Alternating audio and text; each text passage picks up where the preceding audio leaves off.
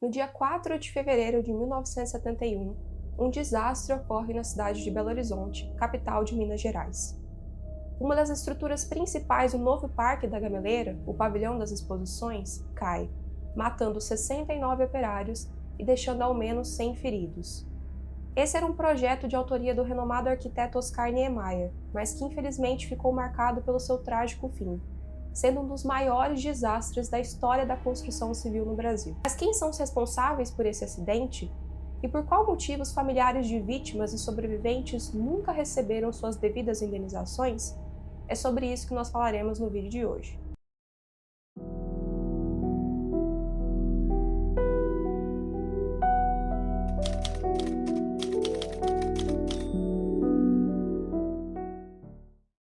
Olá pessoal, tudo bem com vocês? Sejam todos bem-vindos ao canal Narradora da Memória. Eu sou Ana Pérez e no vídeo de hoje eu vou conversar com vocês sobre um acidente que com certeza marcou a história do estado de Minas Gerais e do Brasil também. Infelizmente, esse é um acidente que não é muito tratado atualmente, talvez vocês nunca tenham ouvido falar sobre ele, mas é o desabamento do Pavilhão da Gameleira, que foi uma tragédia que aconteceu na década de 70 e que acabou matando vários operários que eram das classes mais baixas da sociedade. A verdade é que esse acidente não é muito falado atualmente porque houve uma tentativa sistemática por parte do Estado de apagar realmente essa história. São mais de 50 anos do acidente e até hoje os familiares de vítimas e sobreviventes nunca receberam nenhum tipo de indenização por dano moral ou por dano material, embora isso seja direito dessas pessoas. Esse caso envolve um processo judicial muito longo, com várias decisões e vários recursos que foram feitos ao longo do tempo, que foi o que causou todo esse processo e todo esse atraso, que culminaram no verdadeiro descaso para com essas famílias, e é uma coisa que demonstra mesmo como a justiça brasileira pode ser inoperante justamente para as pessoas que mais precisam dela, né? As pessoas que são mais pobres e que estão numa situação de insegurança e de fragilidade, que é o caso dessas famílias que foram diretamente afetadas por essa tragédia. A tragédia da Gameleira, inclusive, era considerada o maior acidente do trabalho do Brasil até o ano de 2019, quando a gente infelizmente teve o rompimento da barragem de Brumadinho, também em Minas Gerais. E justamente por isso é muito importante a gente trazer esse tema à tona, contar essa história em cada detalhe, para a gente entender quais foram as causas e as consequências deste desastre e, quem sabe, conseguir trazer mais força a essa busca de justiça que essas famílias têm há tanto tempo. Para isso, então, a gente vai ter que voltar lá para a década de 70 para entender qual que era o contexto social e político do Brasil na época e ver como isso propiciou que esse acidente pudesse acontecer.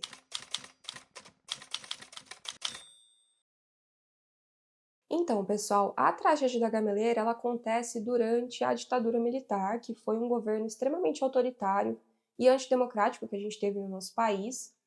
E, na verdade, a tragédia acontece no período que foi o auge de toda essa censura, de toda essa ditadura e de toda essa repressão, que foi a década de 70. Especificamente no governo Médici, que também foi um governo bastante autoritário. É interessante destacar que poucos anos antes, em 1968, teve o Ato Institucional de número 5, o AI-5, que deu ainda mais poder para a figura do presidente em perseguir instituições civis e realmente retirar os direitos das pessoas. Durante todo o período da ditadura, mas principalmente nesse momento que a gente está falando, qualquer pessoa que fosse minimamente contra o regime era violentamente perseguida. E em Belo Horizonte tinham várias manifestações, principalmente manifestações estudantis de jovens que criticavam o regime, criticavam a ditadura, e essas pessoas eram violentamente reprimidas, presas pela polícia. E era uma cena muito triste, uma cena de um verdadeiro campo de guerra, sabe? Mas ao mesmo tempo que existia todo esse processo de tortura, perseguição e autoritarismo, a década de 70 também foi um período de uma certa euforia desenvolvimentista.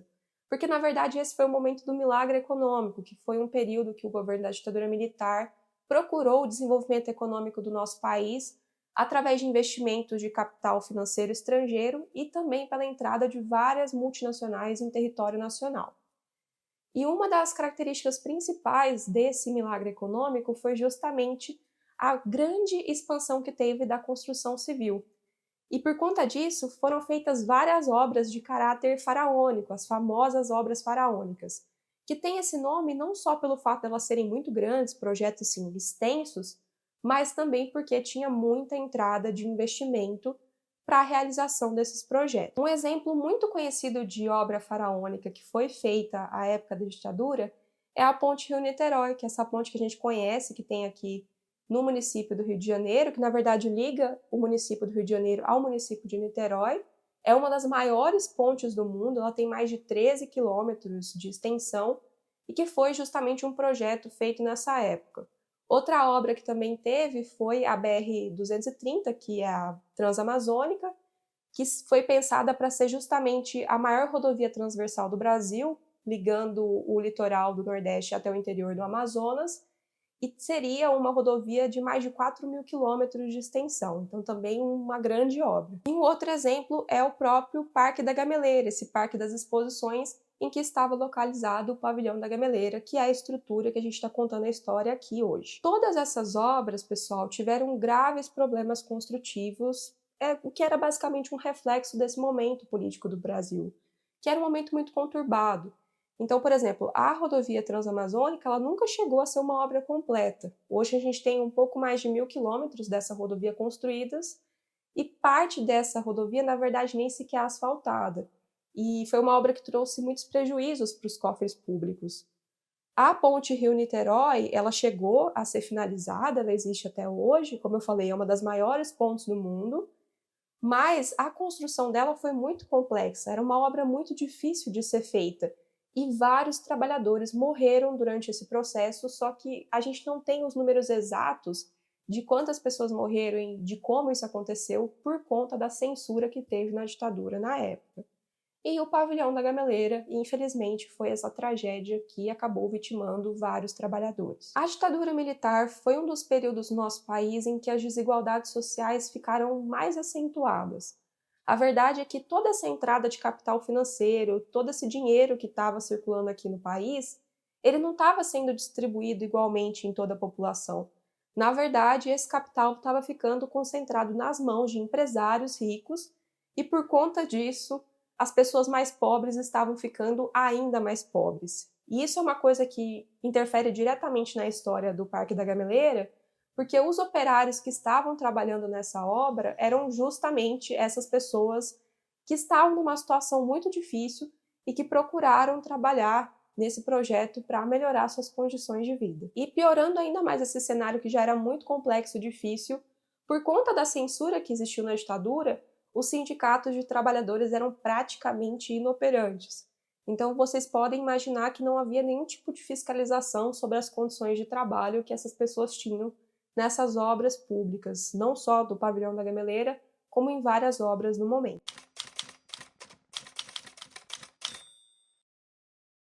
Mas antes de contar exatamente como aconteceu o acidente para vocês, a gente precisa pensar o que era de fato o Pavilhão das Exposições da Gameleira.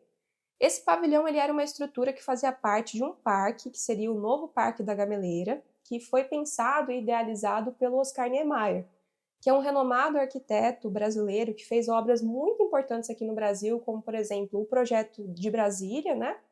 Também o edifício Copan, em São Paulo, e o próprio conjunto arquitetônico da Pampulha, em Belo Horizonte. Esse parque ele foi idealizado para ser localizado no bairro da Gameleira, que é um bairro da região oeste de Belo Horizonte, e a ideia é que ele tivesse uma função muito parecida com o Parque do Ibirapuera, em São Paulo, que é um parque muito famoso, muito grande, que é justamente um espaço de lazer, um espaço em que as pessoas podem procurar atividades culturais, então teria mais ou menos essa função. O parque, gente, ele foi pensado para ser muito grande. Ele teria 16.000 metros quadrados de extensão e 6.000 metros quadrados seriam de espaços cobertos. E aí o projeto ia ter 3 grandes espaços. Um deles era o pavilhão das exposições, que foi a estrutura que desabou. Outra estrutura ia ser o auditório, que era um auditório com capacidade de até 3.000 lugares. E, por fim, o chamado Palácio das Indústrias, que era um prédio de 21 andares. Nesses locais, além de mostras artísticas e atividades de lazer, seriam realizadas conferências e reuniões relacionadas à indústria e à mineração em Minas Gerais. Então, por conta disso, o Parque da Gameleira iria ser muito importante porque ele também ia ter uma função econômica e política para o estado e para a cidade. Agora, falando especificamente sobre o pavilhão, eu acabei não encontrando nenhuma foto para mostrar aqui para vocês, para ajudar vocês a visualizarem, Mas mesmo as fotos que demonstram já o momento da tragédia, é possível perceber que era uma estrutura retangular, uma estrutura bem grande. Ela teria 240 metros de comprimento e 30 metros no vão, a largura, e era uma estrutura que eles chamam como se fosse uma caixa de sapato mesmo, que ia pesar 10.000 toneladas, ou seja, muito pesada, e ela teria 10 vigas, sendo que 5 era de um lado e 5 era de outro. Não ia ter nenhuma estrutura assim na parte do meio, e isso parece até que é uma coisa errada, né? Mas na verdade não, assim, as obras do Oscar Niemeyer, elas são muito ousadas. Se vocês pegarem para analisar os conjuntos arquitetônicos que ele projetou, a própria cidade de Brasília, também outras estruturas que tem na própria cidade de Belo Horizonte, como por exemplo, o edifício Niemeyer e também a cidade administrativa, você vê que ele é um arquiteto que gosta de mexer realmente com as estruturas e com as formas. E todo o cálculo da obra ele havia sido feito de uma maneira correta. Ele tinha sido feito pelo Joaquim Cardoso, um calculista e engenheiro que era braço direito do Niemeyer e que já tinha trabalhado com ele em vários projetos, em várias obras diferentes. Então, a obra era ousada, mas ela tinha sido projetada da maneira correta. Não é nenhum exagero dizer que essa era uma obra muito importante, gente. Não só pelo tamanho que ela tinha, né, e por todas as funções que ela tinha sido projetada para responder, mas também pelo momento em que ela estava sendo construída. Então tinha um forte interesse que essa obra saísse perfeita, sabe? E aí o que acontece? A obra do Parque da Gameleira ela começa a ser construída em junho de 1969. Isso significa que no início de 1971 não tinha nem 2 anos que ela tinha começado a ser construída. Eu, particularmente, acho que até era pouco tempo, né? Porque se a gente fosse parar para pensar, como era uma obra muito grande, de grande magnitude, provavelmente dependeria de mais um tempo ali para que eles pudessem finalizar tudo. Só que o que, que acontece? Havia um grande interesse em apressar a inauguração desse espaço, especificamente do pavilhão da Gameleira, por conta do fato de que o mandato do governador da época, o Israel Pinheiro, estava para finalizar. Ele ia ser finalizado em março daquele ano. Então eles queriam, por tudo, inaugurar o pavilhão enquanto ainda estivesse no mandato do Israel. Por isso estava rolando aquela pressão realmente para ver se eles conseguiam inaugurar o quanto antes, pelo menos, o pavilhão. E esse fato dessa pressa para inaugurar essa estrutura vai ser muito importante agora que a gente vai pensar exatamente como esse acidente aconteceu e quais foram as causas para esse acontecimento. Então, pessoal, essa queda do pavilhão acontece na manhã do dia 4 de fevereiro de 1971. Nessa mesma manhã, aconteceu uma atitude, uma decisão que acabou sendo bastante grave porque ela mudou bastante o cronograma das obras que estava tendo.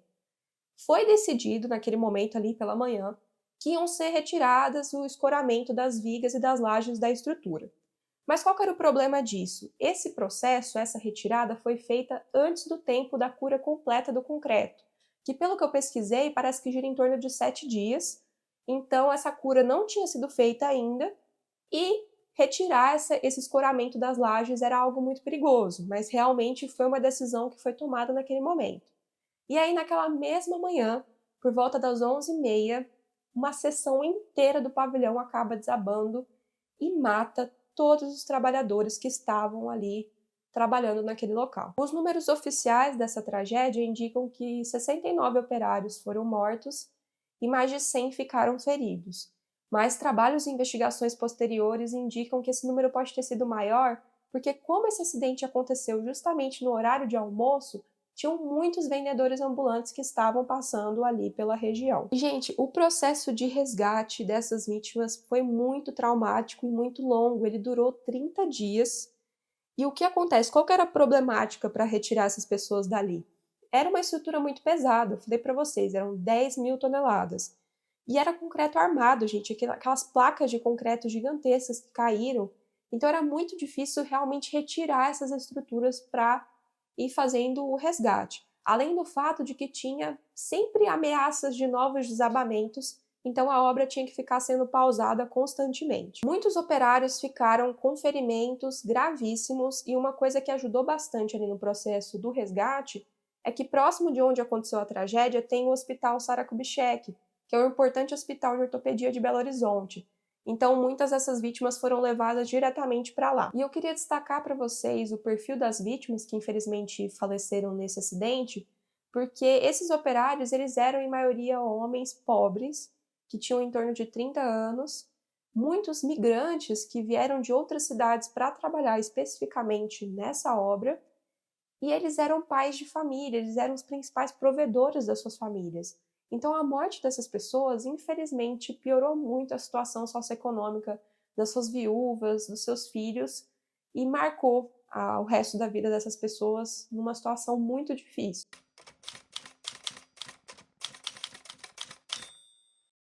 Logo depois que esse acidente aconteceu, teve um esforço muito grande de se investigar quais teriam sido as causas dessa queda do pavilhão e quem seriam os responsáveis. Era uma obra pública de responsabilidade do governo de Minas Gerais e a construtora que estava responsável era a Sergen Serviços Gerais de Engenharia SA. Então, a partir desse momento, o governo de Minas instaura uma comissão de alto nível que foi pensada justamente para investigar e realizar um laudo técnico sobre o caso. O Conselho Regional de Engenharia e Arquitetura, o CREA, de Minas Gerais, também participa desse processo para fazer toda a investigação. E a construtora, ela chama o Instituto de Pesquisas Tecnológicas de São Paulo, o IPT, para também fazer parte dessa investigação e elaborar o seu próprio laudo. E o que acaba acontecendo é que esses três laudos chegam a conclusões praticamente iguais. E eles elencam dois motivos para esse acidente ter acontecido. O primeiro dos motivos seria erros gravíssimos que teriam acontecido no cálculo da superestrutura da obra, o que seria uma responsabilidade direta do Joaquim Cardoso. E o outro motivo apontado nesses laudos teria sido essa precipitada retirada dessa estrutura mesmo, né? Do escoramento das lajes e das vigas da estrutura, que acabava também responsabilizando o Joaquim, porque essa decisão foi tomada por um dos engenheiros que trabalhava junto com ele na obra. Então, 3 anos depois desse acidente, em 1974, a partir desse processo criminal e desse inquérito que foi feito, a Justiça Mineira acaba condenando o Joaquim Cardoso como responsável por essa tragédia. Só que essa decisão da Justiça Mineira recebeu críticas desde o início, principalmente porque muitas autoridades da arquitetura e também da engenharia do Brasil não estavam concordando com essa decisão e acreditavam que, na verdade, o governo de Minas Gerais estava culpando o Joaquim por algo que ele não havia cometido e estava tirando a sua própria responsabilidade sobre isso. Inclusive, o Oscar Niemeyer, na época, ele deu todo o apoio para o Joaquim, ele defendeu o amigo dele, defendeu o trabalho do Joaquim, e outras autoridades também da área, como, por exemplo, o urbanista Lúcio Costa, foram contra essa decisão. O Lúcio Costa, inclusive, ele fez um abaixo-assinado que teve mais de 200 assinaturas de arquitetos, urbanistas e engenheiros de todo o Brasil, sendo contra essa decisão e apontando que, na verdade, esses laudos e esse inquérito não estavam tratando de quais poderiam ser os reais problemas dessa obra. O Joaquim Cardoso, inclusive, fez duras críticas a esses laudos. Ele falou que as alegações que continham neles eram muito vagas e hipotéticas e não tratavam realmente de problemas que teriam acontecido na execução dessa obra. Um outro ponto que foi criticado é que o inquérito em nenhum momento citou o fato de que havia aquela pressa para se inaugurar a obra que eu havia comentado com vocês, que era uma pressa motivada por questões políticas envolvendo o governador da época, o Israel Pinheiro, mas não tinha nada disso no inquérito. E um outro fator que, nossa gente, honestamente para mim é o pior de todos, se é se dá para dizer que existe alguma coisa pior nisso, é que depois que o acidente aconteceu, vários sobreviventes comentaram que os operários dessa obra sabiam que alguma coisa de ruim ia acontecer. Isso porque dias antes do desabamento, eles estavam escutando vários estalos vindo do concreto e eles estavam vendo que fissuras e rachaduras estavam sendo formadas na estrutura. Só que essas pessoas não podiam reclamar disso com os engenheiros encarregados da obra, basicamente porque existia um tipo de ameaça de demissão. Então, se essas pessoas reclamassem disso, falassem que tinha algo de errado, algo de muito perigoso, pedissem para essa obra ser pausada, eles corriam o risco de serem demitidos. Então, imagina o quão angustiante isso deve ter sido, né? Ver que poderia alguma coisa de ruim acontecer e, ao mesmo tempo, não poder fazer nada sobre. Todos esses fatos, esses questionamentos, estavam indicando que existia um grave indício de que a responsabilidade desse acidente fosse justamente do governo de Minas e da Sergen, da construtora. Só que o juiz ignorou completamente esses fatos, tudo isso que foi falado por especialistas, e mesmo assim condenou o Joaquim a 2 anos e 10 meses de prisão. E essa situação, gente, foi muito triste porque esse acidente, tudo que aconteceu, basicamente destruiu a carreira profissional do Joaquim. Ele parou de trabalhar depois disso. Ele defendeu a inocência dele a todo tempo, mas colegas dele falam que o acidente marcou muito ele, deixou ele muito mal. Ele acabou desenvolvendo uma depressão profunda e, juntando essa depressão com outros problemas de saúde que ele já tinha, ele acabou falecendo em 1978, sem saber que ele seria absolvido em segunda instância anos depois. Esse processo, então, é finalizado em 1987, sem apontar nenhum culpado, sem trazer nenhum tipo de indenização às famílias e causando essa tragédia na vida pessoal do Joaquim. E, gente, a verdade é que, para falar dessa tragédia, a gente tem que deixar claro o seguinte fato. Desde o início, o governo de Minas e a construtora tentaram calar de qualquer forma as famílias, tentaram impedir que essas pessoas se manifestassem por justiça. O que acontece é que o governo de Minas queria evitar ao máximo um processo civil. Então, eles criaram essa comissão no início e fizeram várias promessas para as famílias e para os sobreviventes de que eles iam dar indenizações. Só que o tempo foi passando, essas pessoas viram que elas não iam receber nada, então elas começaram a ver a necessidade de se manifestar com relação a isso. A construtora, a Sergem, tinha um escritório que ficava na rua Goitacazes, que é uma das principais ruas ali do centro de Belo Horizonte, e era comum que as famílias fossem na frente desse escritório manifestar pedindo justiça, pedindo que as indenizações fossem entregues o quanto antes, porque essas pessoas precisavam desse dinheiro. Só que, gente, elas eram retiradas de lá, a construtora chamava a polícia e essas pessoas eram impedidas de manifestar por justiça. Eram impedidas de pedir o que era de direito delas. Só nesse processo de ficarem aguardando algum retorno do Estado, essas famílias esperaram por 13 anos até que chegou um momento que elas tiveram que ajuizar ações de dano material porque o Estado realmente não ia pagar elas. Então, em 1983 e 1984, essas famílias acabam ajuizando processos na justiça e esses processos ficaram conhecidos como Gameleira 1 e Gameleira 2. O dano moral ele foi colocado posteriormente, a partir da Constituição de 1988. Esses processos tramitaram na justiça brasileira por 20 anos, até que no ano de 2004, o juiz responsável, José Afrânio Vilela, chegou a uma decisão que foi favorável às famílias. Ele condenou o Estado de Minas Gerais e a construtora Sergem a pagarem indenizações. Essas indenizações ficaram em mais de 5 milhões de reais para 23 familiares e também 7 sobreviventes. Essa decisão desse juiz foi muito elogiada na época porque ele levou em consideração o que ele chamou de dor moral que essas pessoas tiveram ao perder os seus familiares, ao perder seus entes queridos nessa tragédia. Então, a partir disso, ele também deu direito de indenização aos filhos, irmãos e pais que perderam realmente seus entes queridos na tragédia da Gameleira. E o juiz José Afrânio também fez uma crítica, na verdade uma autocrítica, né, à lei processual brasileira, porque esse processo só tinha 20 anos, gente. Fora os 13 anos que essas famílias estavam esperando o retorno do Estado. Então ele criticou isso, ele criticou muito como o Estado consegue fazer esse protecionismo que prejudica muito as pessoas que precisam desse auxílio, e como também a lei processual permite recursos sem nexo que acabam atrasando ainda mais esses processos. Então essa decisão, o texto dele foi muito elogiado à época, mas como essa era uma decisão de primeira instância, o que acontece é justamente o que ele criticou.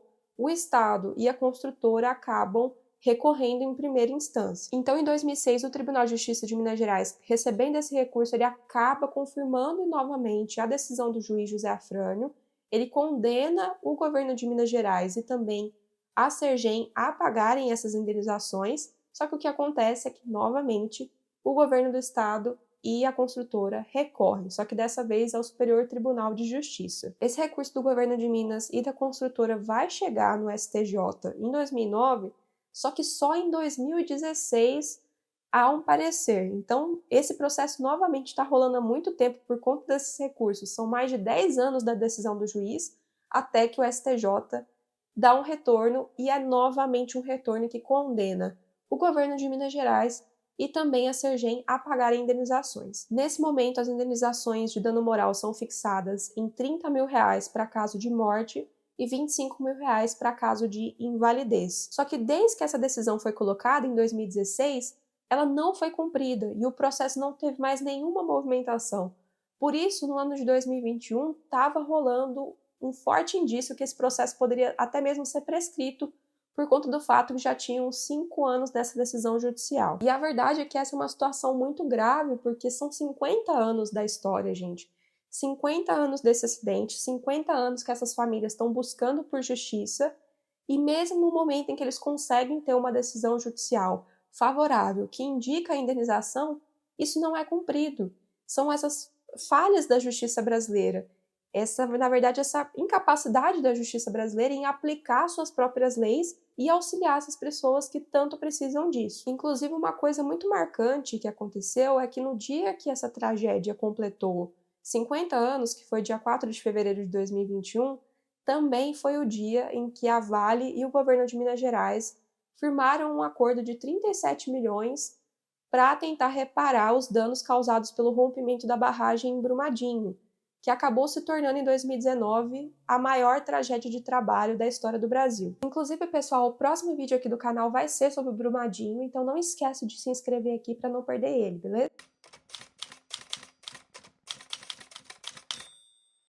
E, gente, é muito doido pensar como essa tragédia da Gameleira é uma das demandas trabalhistas mais longas da história do Brasil.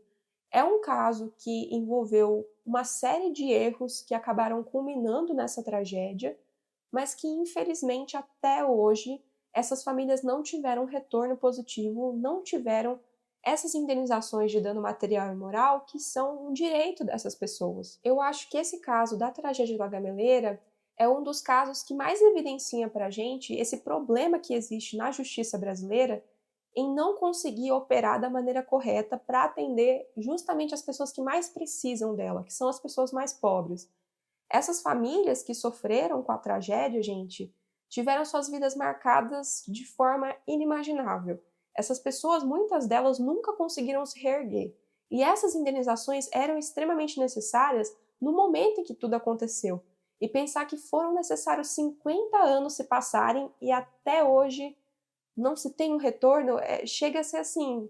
Se a gente for parar para pensar, não tem nem nexo isso, mas infelizmente é o que acontece. Essa burocracia em excesso e esse descaso realmente do poder público para com essas pessoas é chocante, porque eu acho que no fim das contas, depois de tanto tempo, o que essas famílias querem, na verdade, não é nem o valor do dinheiro, sabe? Porque essas pessoas entendem que não tem dinheiro nenhum no mundo que compensa ou que pode pagar todo o sofrimento, toda a tristeza, toda a dificuldade que foi perder um familiar, um pai, um marido, um irmão nessa tragédia. Essas pessoas sabem que isso não vai compensar toda a descrença que elas tiveram ao longo desse processo.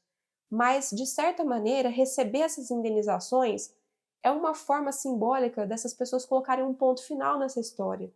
É a chance que elas vão ter de encerrar esse assunto e de talvez, quem sabe, poder esquecer isso, sabe? Porque a verdade é que, nesses casos, assim como vários outros casos de injustiças, o esquecimento acaba se tornando um privilégio.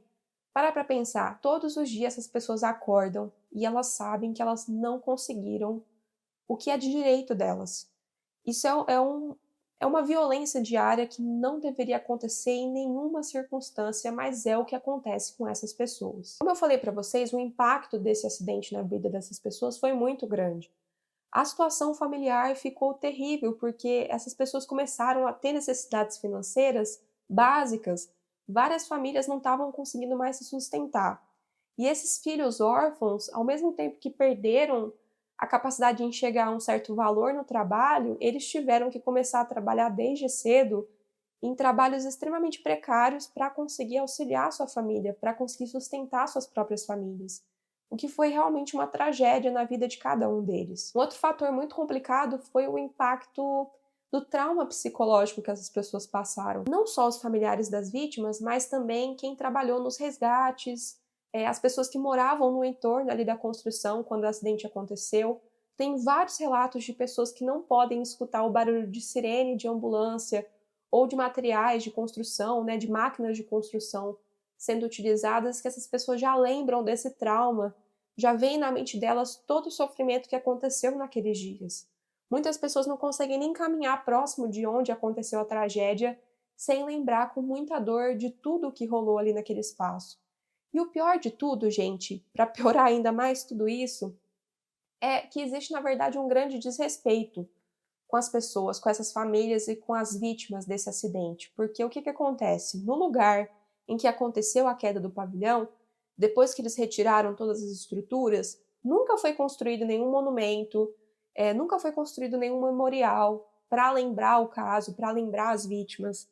Na verdade, o que foi construído ali é o que o pessoal chama de Memorial do Esquecimento. O que acontece? Foi construído ali o Expo Minas, que é um centro de feiras comerciais que tem naquele espaço. E ali, gente, é quase como se eles estivessem tentando apagar uma história daquele local, porque não tem nenhuma referência sobre o que aconteceu. É um espaço comercial em que acontecem várias feiras, várias atividades, e não há nenhuma referência à tragédia, não há nenhum tipo de respeito às vítimas, às pessoas que morreram naquele lugar e às pessoas que se sentem violentadas com esse fato. Então essas famílias, elas clamam pela necessidade de se construir de fato um memorial, se construir um monumento referente a essa história para trazer a verdade sobre esse caso e também para conscientizar a população, porque a verdade, gente, é que muitas pessoas, muitos moradores de Belo Horizonte sequer conhecem essa história. É como se essa história não tivesse acontecido e o fato de se tentar apagar esse caso sucessivamente demonstra como o Estado de Minas, como o poder público, não está nem um pouco se importando com a memória dessa tragédia de fato. Como não há uma importância em respeitar as pessoas que até hoje estão lutando pela justiça. E eu acho que a gente falar sobre esses casos, tratar desses assuntos, tratar não só da tragédia da Gameleira, mas de vários outros casos que aconteceram na história do Brasil e que infelizmente são histórias que tentam ser apagadas, é algo muito importante. Isso porque quando a gente conversa sobre esses assuntos, embora seja muito difícil, seja muito sofrido, a gente acaba percebendo quais são os erros que a gente não quer mais cometer como sociedade. E pensar nessas tragédias de uma maneira respeitosa é trazer essa memória e auxiliar o processo de busca pela justiça. Então a gente não pode deixar de procurar, de tratar desse assunto, de quem sabe poder levantar esse tema cada vez mais e refletir sobre esses acontecimentos, sobre o porquê que existe tanta necessidade de se tentar apagar esses capítulos da história do nosso país. E bem, pessoal, essa foi a história da tragédia da Gameleira. Eu espero que eu possa ter contado essa história de uma maneira respeitosa, que eu possa ter trazido reflexões para vocês. Como eu falei, é muito difícil tocar nesse assunto, mas eu acho que a gente precisa fazer um esforço, não só enquanto sociedade, mas também como indivíduos, de pensar nesses casos e refletir sobre eles, porque eles demonstram muitos aspectos da nossa história que às vezes se repetem. Às vezes não, muitas vezes se repetem. Então a gente precisa pensar sobre esses casos e analisar o que a gente não quer que volte a acontecer, os erros que a gente não quer que voltem a acontecer. Eu quero pedir para que vocês deixem um like nesse vídeo, se inscrevam aqui no canal. E também não esqueçam de ativar o sininho para vocês serem notificados dos próximos vídeos que vão ter aqui no canal. A gente vai ter vários novos vídeos falando sobre tragédias, sobre acontecimentos e momentos históricos importantes do nosso país e também no mundo. Se vocês tiverem sugestões de casos para eu trazer aqui, podem deixar comentários. Eu vou adorar ler eles, tá bom? E eu espero, enfim, que esse vídeo tenha sido bom. Eu também vou deixar aqui na descrição desse vídeo todas as fontes que eu utilizei, todos os trabalhos, as notícias que eu fui utilizando nesse caso. Esse é um caso que o processo judicial é muito complexo, então eu tive que ler bastante coisa, várias informações, mas eu espero que eu possa ter deixado claro como todo esse processo aconteceu e qual é a relevância da memória desse acidente nos dias atuais. Essa foi uma entre milhares de tragédias inenarráveis, mas juntos nós poderemos contar essas histórias. Até o próximo vídeo.